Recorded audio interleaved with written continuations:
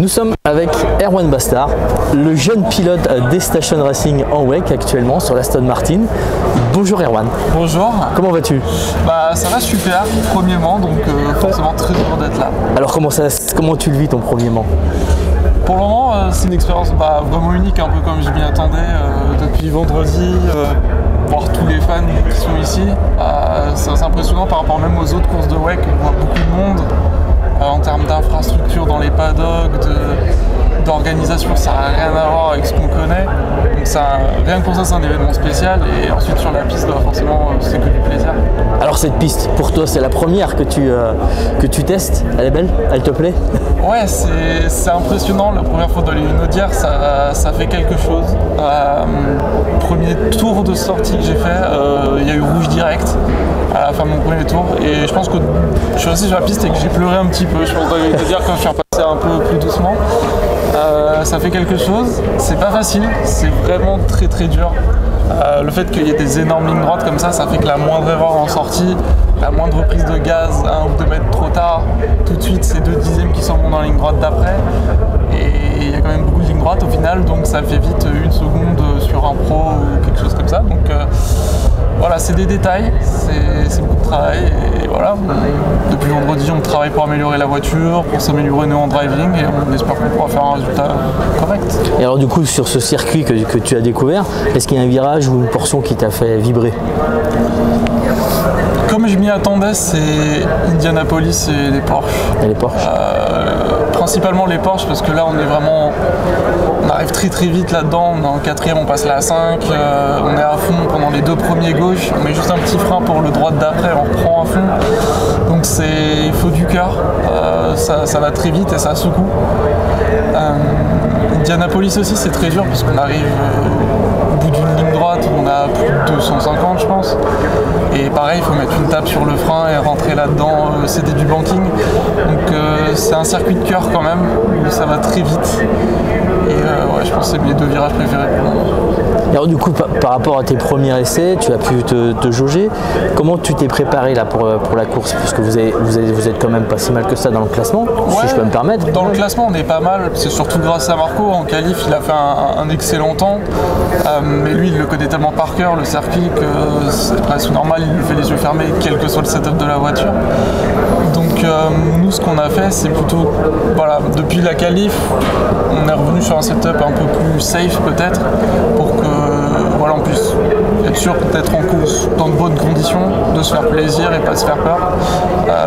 On sait très bien que voilà, au Chino, parmi les amateurs, c'est pas forcément le plus rapide, donc on essaye de jouer l'endurance, vraiment, la stratégie, l'endurance.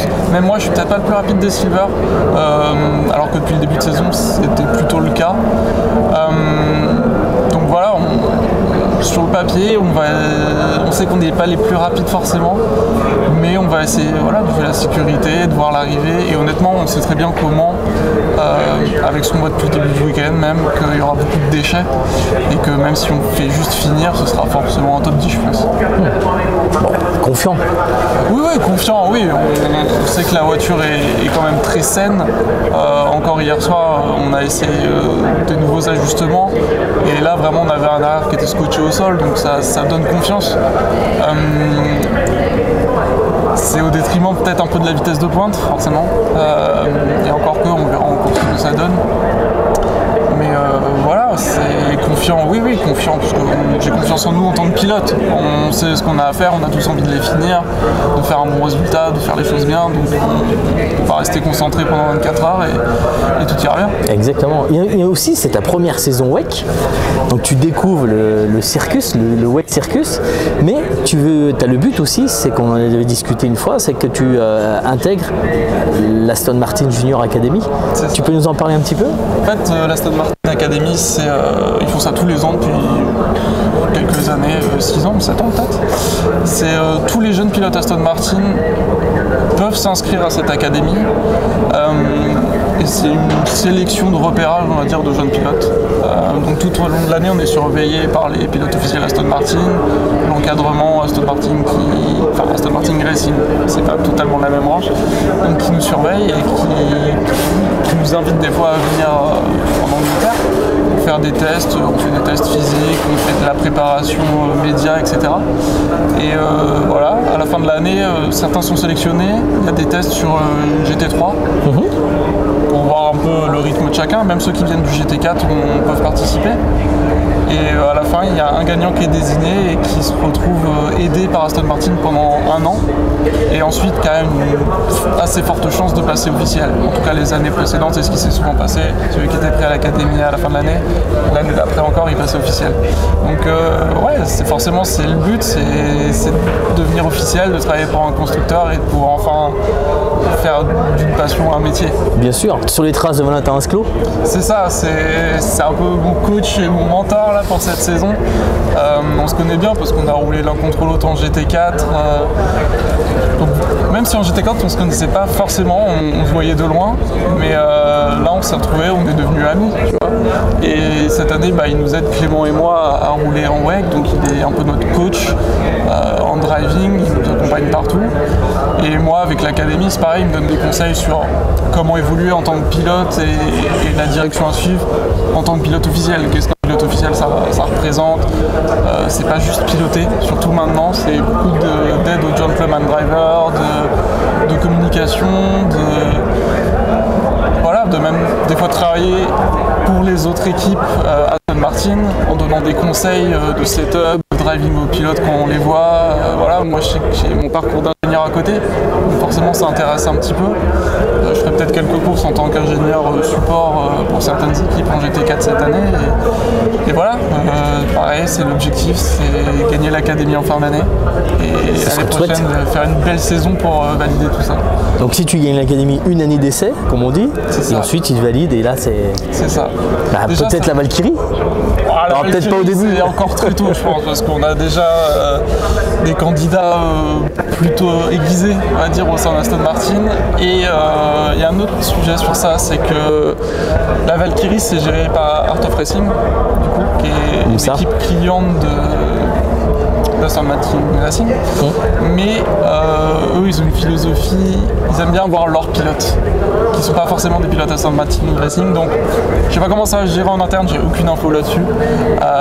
Mais même si j'ai des pilotes Aston Martin, il n'y a aucune chance que j'y sois d'ici 2 ans, je pense. C'est normal, tu vas faire tes premières gammes, comme on dit, sur la GT3. Ça, déjà sur la GT3, faire des programmes clients, s'occuper d'amateurs, prendre des galons, prendre de l'expérience.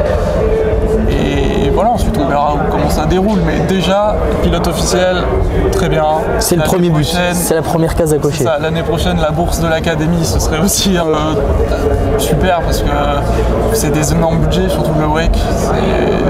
Une saison de WEC à peu près, juste un ordre d'idée. Pour la voiture, c'est 4 millions. D'accord. C'est à couper en 3 pilotes, sauf qu'il y en a un qui est pilote officiel. Donc du coup, ça fait à découper en 2 pilotes.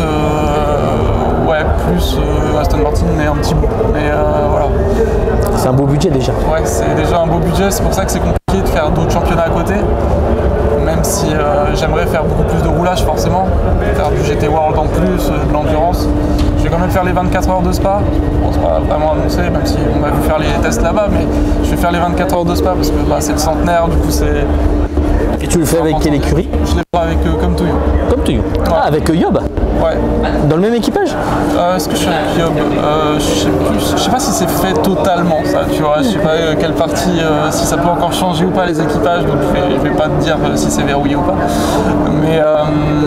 Mais ouais, c'est bien, puis c'est une équipe Aston Martin. Donc tu connais déjà la voiture, c'est un petit avantage, enfin petit, c'est un avantage qui n'est pas négligeable. C'est ça, je connais un peu l'équipe aussi parce qu'on parlait déjà depuis l'hiver dernier, donc il y avait déjà eu des échanges, même eux sont contents que je vienne rouler avec eux. À 2,24 dans le même mois. Ouais, c'est à 2 semaines d'intervalle. Bon, j'aurais pu en faire 3 peut-être avec les 24 heures du Nord, mais ça c'est pareil, on va attendre peut-être 1 an ou 2 avant de les faire. Oui, et puis toi tu connais déjà Spa, tu as déjà une bonne expérience dessus. Spa, je l'ai fait l'année dernière, on avait fait 3e en silver avec Saint-Eloc et Elodie. Donc là les tests qu'on a fait c'était pas trop mal je pense.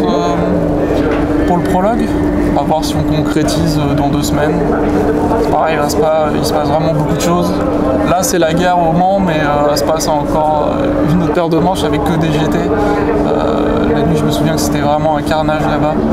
Donc, hâte d'y être quand même, parce que c'est hyper plaisant et c'est beaucoup d'adrénaline. Et voilà. Et si ça peut te permettre de te faire avancer dans l'académie, c'est toujours bon à prendre. C'est ça aussi l'idée, c'est plus on roule, plus on arrive à montrer que même en arrivant dans une autre équipe, parce que là comme Toulouse en soi c'est pas l'équipe où je fais ma saison régulière, on arrive à s'adapter, à parler setup, à bien s'entendre avec des pilotes assez rapidement, ça montre que voilà, on est ouvert et que quelle que soit l'équipe où on se verra après en tant que pilote officiel, on pourra répondre présent et s'adapter.